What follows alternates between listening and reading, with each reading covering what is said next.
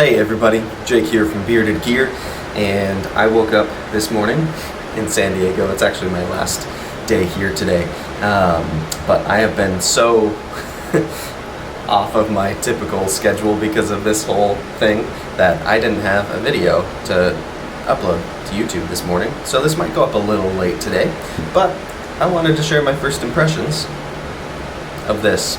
This is the Demko Knives AD20. And I've had it now, let's see, I opened it up like 2 days ago.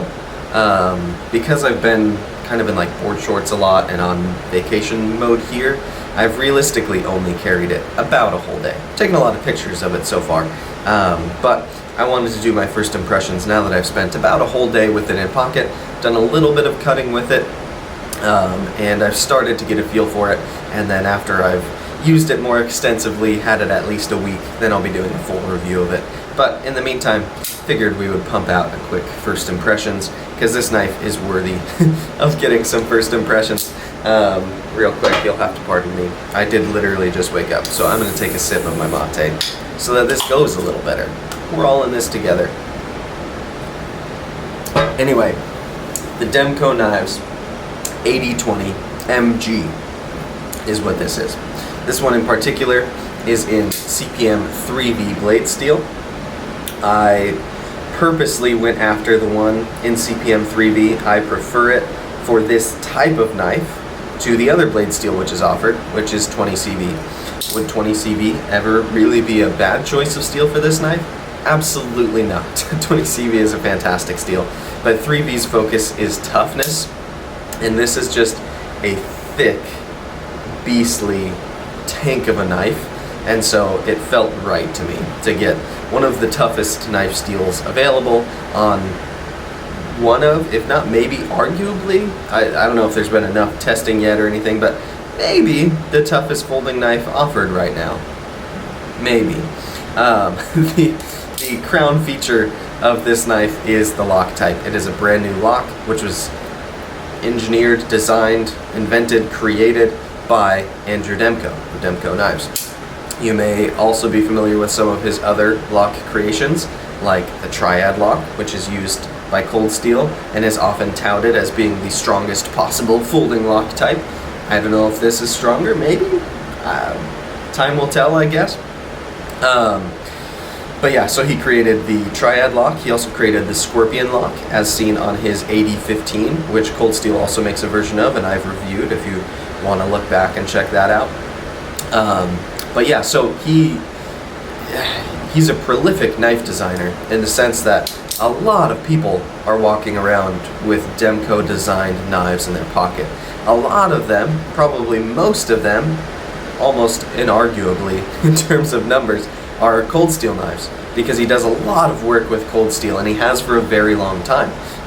Growing up, I certainly owned several of his folders that were from Cold Steel, and so yeah, I've always appreciated his design language. I've liked the way that they go into my hand, but they're usually beasts of knives. When I think Andrew Demko Knives, I think knives like this that are just bigger than I typically would EDC, although this knife is not so big that I can't EDC it. I don't want to make that claim.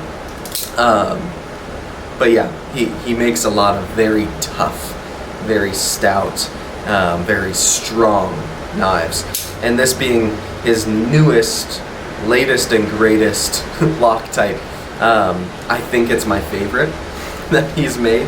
I can already say pretty confidently. I spent a week with the AD15, the Cold Steel version, and that was actually my buddy Kyle's knife from DTOM Knives and Gear. He loaned it to me to review, and I liked it but didn't love it. I found that it was fun to play with, but it wasn't like, beyond the lock type, I didn't love the knife as a whole. I didn't dislike it. I liked it. I just didn't like, there was nothing that made it click for me.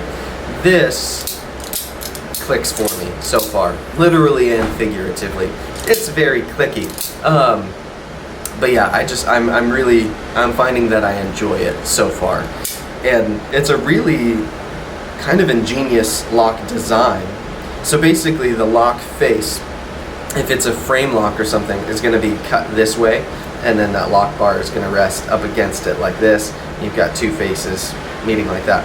On this one, the lock face is right here, kind of this way, and this lock bar slides over the top of it and then holds it kind of laterally this way, and it's ridiculous lockup. There is no play side to side, no play front to back. It's really locked in, and it's a pretty simple construction when it actually comes down to it. There's just a coil spring that sits in here in a little slot, and so that's what allows you to pull it back and then springs it forward when the blade allows it to do so. It's really a cool design, and I'm liking it so far in its function and its simplicity. I imagine it's going to have a lot of longevity in terms of how long this is going to function. Being one coil spring for the mechanism, it's a pretty great way to do it. Yeah, I'm liking this lock, and the sturdiness that it provides is undeniable. I mean, it's a really solid lockup. So let's talk construction. I already mentioned it's CPM 3V. That is one of the 2 blade steels currently offered on the knife, and it was my choice for it. Other than that, we've got a thumb hole for deployment, so I can middle finger flick it, which I love. We have thumb studs, and then you can just use the shark lock as well. Then the rest of the construction, we have gray G10 on this one. It's offered in a variety of colors, and there is also a titanium version, which luckily I got to hold one last night. I'll be filming another video while I'm out here about my visit to Ferrum Forge yesterday, but my buddy Ashton had his titanium version with him, and so I got to hold that one. He got to check out this one. That one's heavier, but did have a different feel to it, so some people will probably prefer it. I'm glad I went G10 personally because of the weight savings. But yeah, then we've got all this hardware through here. You can see these are actually just kind of pins, not screws, which just kind of line everything up, hold everything where it's supposed to be with the lock mechanism. And then we've got screw back here, screw here, screw here. So if you look, you can see the liners don't actually extend all the way through the G10, and in fact they're coming back this far, but they only come about this deep to here, and then they widen out to get to where the pivot is. It's kind of similar-ish to the way the liners work on like the Bug Out or the Super Freak from Benchmade, where it's a partial liner that it allows the lock mechanism and the pivot to function, and then the rest of the knife is just G10. So I don't know if you'll be able to see in very well, but it's literally just 2 thick slabs of G10. And I think, I don't know, I was watching a podcast that Andrew Demko was on. I think it was the Knife Junkie podcast, and he was talking about the strength of G10 and how at Cold Steel they did enough testing to find out that on some of their knives that had full liners on them, thin steel liners all the way through, when they were testing the strength of the knife, there were other components breaking before the liners were, and so when they tried it with just G10 like this, they found that they still had other parts of the knife break first. So G10 is a really, really strong material. I don't want to insinuate at all that it's not. It's a fantastically strong material. There's a reason why it's used a lot on knives, and I'm personally very glad that this doesn't have full liners, because this is already a pretty heavy, hefty knife. I think it's right about 6 ounces if I remember correctly. I'm not a specs guy, but just based on the feel of it, it feels hefty. Although, because most of that weight is just in the thick blade, it's still well balanced, and it still has a nice feel in hand because it's quite neutral. If anything, it's got a slight bit of heft in the blade. I mean, it's a thick slab of 3V up there, so that makes sense. But yeah, if they had done full liners on this knife, it just would have been heavier. That's the result that would have occurred, and I'm glad that they didn't, because it's plenty heavy on its own. Not too heavy, but it's riding that line for me of what's comfortable to carry. So I'm glad that they didn't take it further, and that's why I didn't like why I didn't like the titanium version quite as much. Although it felt nicer in several ways, it was heavier, and it would have been more noticeable in the pocket and all of that. So yeah, G10, 3V. I think this shark lock itself, this bar, is titanium, if I'm not mistaken. It's possible it's aluminum, but I feel like it's just like on the AD15, he does titanium on his customs, and it was only the cold steel one that was an aluminum bar, if I'm not mistaken. I could be wrong there, but I think so. And then we've just got some standoffs, which I think are steel. So yeah, these kind of barrel spacers back here. The clip itself, you can get a left-hand version of this clip. I've seen him say, specifically, Andrew Demko. I think you just got to email them about it if you want one. But basically, it's the same clip, but in mirrored. And then you switch these screws with these screws because they're different lengths, and you just pop it in over here. So yeah, that's a cool option because this knife is perfectly ambidextrous. If you're left-handed and you switch that clip. For someone who writes and shoots left-handed, I'm weird with knives left-handed. But yeah, this knife, the lock itself and the deployment methods, all of it works the same if you're left-handed, so that's a good thing. Yeah, this is I've talked a lot about this knife without sharing many of my impressions so far, and I think that speaks of my excitement about this knife and how kind of geeky I've gotten with it because I've just been really intrigued by it. So let's talk about my impressions of it. One, as I've mentioned, it's hefty. It is a big, sturdy feeling, little on the heavy side, chunky, hand-filling, just beast of a knife. And all of those things sometimes in my head are negatives. Because sometimes I feel like knife manufacturers will make a knife feel big and robust and overbuilt just because they're like going for that. Because they want to offer a SKU that's big and overbuilt and hefty. Other times it feels right. And this is one of those occasions where this knife just feels good the way it is. I love the size of it. I like the heft of it. I enjoy the sensation of how kind of overbuilt and beastly this knife is. It gives me pleasure. Now, one of the things that I was curious about before having it that I can already speak on is the way that this lock actually functions, both in terms of using the lock to deploy and close the knife and all of that, but also how it feels in hand, because the placement of the shark lock is in a spot where you are going to be interfacing with the knife. In terms of when you're cutting, your thumb is going to go on or near that spot in a lot of cases. In a hammer grip, your thumb's out of the way, so it's fine, right? But in a saber grip, you've got two options. One, you can take kind of like a really aggressive saber grip where you're really pointing the knife in a line with your arm. I would put this more as like in a defensive position, something like that. If you're really trying to extend reach and use this knife in a potentially violent manner. Let's say self-defense, right? That's where I'd put this knife in my hand for that type of scenario, probably. This is jimped very finely in a way that I actually quite like, especially because it's a thumb ramp at the end of the day. Right here, this functions as a thumb ramp, and it works really well for me. Now the other way, if you're using a saber grip because you want to put pressure on the blade, I put my thumb all the way up here onto this big strip of jimping, kind of toward the top. This jimping is pretty good as well. It's one of those take it or leave it types of jimping where it doesn't bother me at all, but I don't necessarily feel like I need to have it up here. I'm sure some people love that it's there, so whatever. But I put my thumb all the way up here. You can see I'm not even, there's a little gap between like the webbing of my finger and the shark lock, and even if I'm pressing down into it, it's right kind of in that joint. Even if I'm back here further, it's still not in a place where it's bothering my thumb at all. And so I don't mind the placement of the shark lock. Like I worried when I first saw this design that it would be something that would seem in the way, and it just doesn't. In addition to that, I've seen a couple people say that they worry that you would kind of slide backwards onto the shark lock in use and unlock the knife.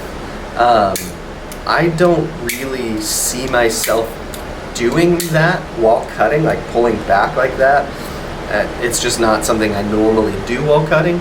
And even then, if I'm using the blade of the knife, that means I'm pushing downwards or forwards into material, which it's kind of like a slip joint. It's not going to close on you when you're pressing through stuff. So I don't know, it just doesn't worry me, the idea of accidentally engaging the lock while using the knife.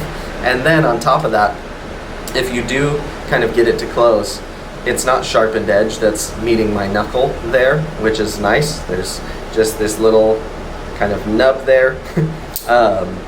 So you're gonna be fine, I imagine. I doubt it's gonna be a problem for pretty much anybody. So yeah, I like the lock, the way it functions. I like where it puts it in my hand. The ergos on this knife are big but good. The finger grooves on the handle work well for me. I don't have issues with these finger grooves. I find that they're actually quite comfortable in where they place my hand, and it works great. In reverse grip, we've got this nice big flat up here for me to wrap my thumb onto. I love that. I want that in a reverse grip. I want a place to put my thumb to lock the knife in, so that if I'm stabbing down into something, especially something really hard, I don't want my hand to slip down. I don't think that's going to happen anyways, because we've got this nice groove here which is locking me in and all that, but it's great to have that measure on top where I can put my thumb. I say top, but it's the bottom for normal grips. In a draw cut, it's fine. The grooves actually aren't that bothersome. I could do quite a bit of like draw cutting through material if I needed to with this. Same thing in reverse draw cut, it works. But yeah, it really shines for me in a saber grip, both aggressively and kind of more utilitarian, choked up or choked back. And then in a reverse grip, it's just very, very good. This knife has kind of a tactical allure to it in a way, but I feel like a lot of tactical knives look really tactical, and this one just doesn't, at least to me. I mean, it looks like it could fit in that application, but it's not like trying to be a mean, scary knife. It has a very like tool vibe, but the actual like functional ability of it, I feel like it would make a great tactical knife. But also make a very good, I think, and we'll see about this, a very good kind of outdoor folder, especially being 3V, ridiculously tough steel, having an insanely strong lock. I can see this knife being an excellent companion for me outdoors. I just think it'll do really well out there. So time will tell on that. I'll be doing some testing and figuring that out for myself. But yeah, the way it carries is quite good. It's obviously not going to be very deep carry. It's gonna stick out of the pocket a little bit. It's very thick this way, so you're gonna feel it in the pocket. It's not light, but the positioning of it, the materials, the way everything is rounded, that nothing's super rough, that all comes together to make it fine in pocket. It's going to be big, heavy. You're not gonna get around that. It's a large knife, it's not lightweight.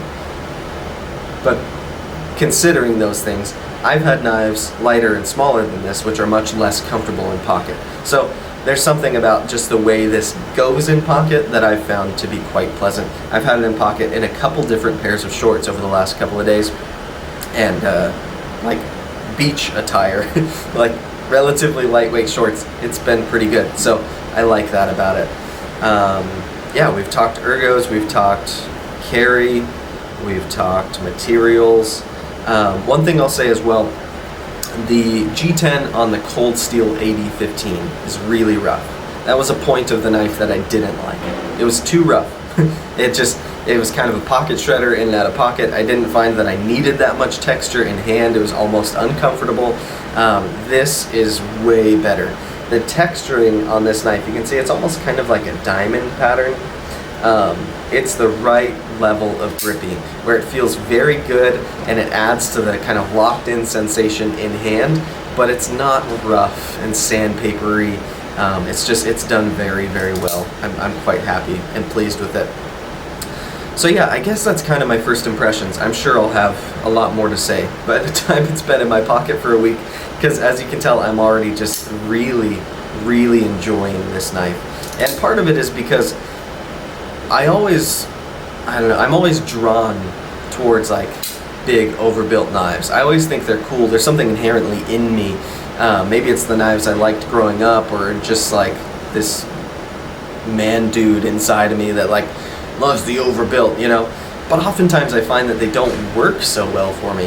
And so to be finding that this knife functions great for me and is as robust and kind of over the top, overbuilt, meaty thing that it is, it's making me happy so far. I'm really enjoying it. So yeah, I guess that'll be it. That'll be my first impressions of the Demko AD20 MG. And MG stands for machine ground, by the way. I don't know if I made that distinction in this video. Machine ground means that this blade, instead of being hand ground by Andrew Demko, or I don't know if John Demko does it as well, one of the Demko brothers, instead of being hand ground by one of them, it is machine ground. The difference in price because of that is like $400 or something. This one that I got from Knife Center was $425 plus tax, which is a bummer, but $425 for this guy, right? And I think the hand ground ones, like more full custom, would be like $800 if I'm not mistaken. Maybe I'm off on that, but I think that's what I've heard. Anyways, I don't mind that this is machine ground. I'm fine with that. I like the knife plenty in this configuration. And yeah, that's just gonna be what it's gonna be. So that's what MG stands for. Anyways, this has been the Demko AD20 MG first impressions. Appreciate you guys watching it with me, and I am enjoying this knife. There will be a full review to come. I'll try to do that if fires permit, in a way that'll allow me to show some outdoor testing, but we'll see. Time will tell on that. Because a lot of the places where I hike have just burnt to the ground. So it's just dirt, probably. We'll see. I don't know. But yeah, thanks guys. I appreciate you watching, and I'll see you on the next one.